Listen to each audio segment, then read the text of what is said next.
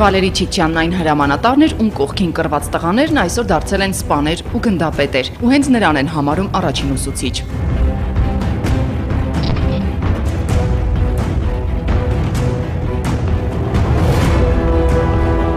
Նա առաջիններից էր, ով հասկացավ, որ պատերազմում ամենագլխավորը զինվորն է։ Պատմության էջերում վարտառերով է գրված Վալերի Չիչյան անունը։ Նա Շուշիի ազատագրման գլխավոր հրամանատարներից էր։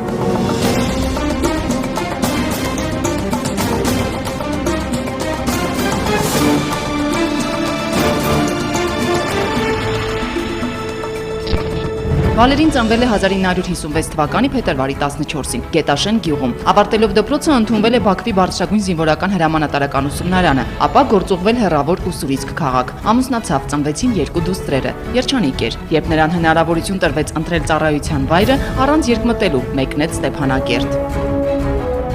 Խորհրդային բանակի սպա էր, բայց մտածում էր բացառապես հայրենիքի մասին։ Զինակից Սեյրան Օհանյանի հետ օգնում էին զինվորներին եւ խորհուրդներով եւ զինամթերքով։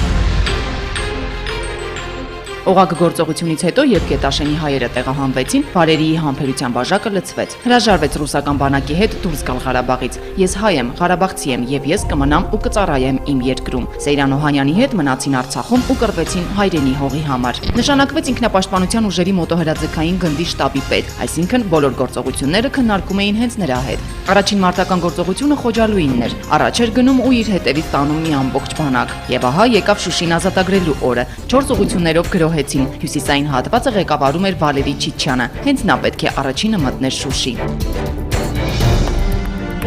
Մարտի ամենապատասխանատու մասը մշտապես բաժին էր ընկնում հենց Վալերիին։ Մի ամբողջ տարի նա Լաչինն էր պաշտպանում, կյանքի ճանապարհը։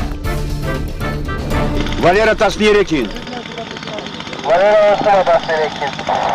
Ուրեմն եթե մի տանկ լինի եւ 2 BMW իրար հետևից, այդ մերոնք են։ Եվ խաչեր լինի իրանց վրա, այդ մերոնք են։ Ոնց հասկացար։ Զգուշացրու ձերոնց։ Հասկացալով միշտ հասկացավ։ Իր քաջությամբ զարմացնում էր նույնիսկ ամենափորձառու մարտիկներին։ Խիզախ էր, վարակիչ խիզախ։ Եթե սկզբում զինվորներն ամեն մի կրակոցից թաքնվում էին խրամատում, ապա տեսնելով, որ հրամանատարը առաջ է գնում, քաջաբար էին մարտնչում նաև իրենք։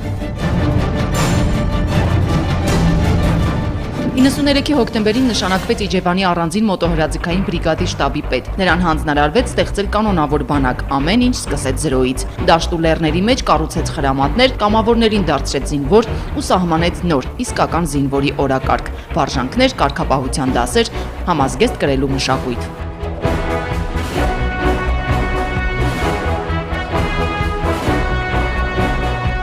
Դարձավ նոյեմբերյանի առանձին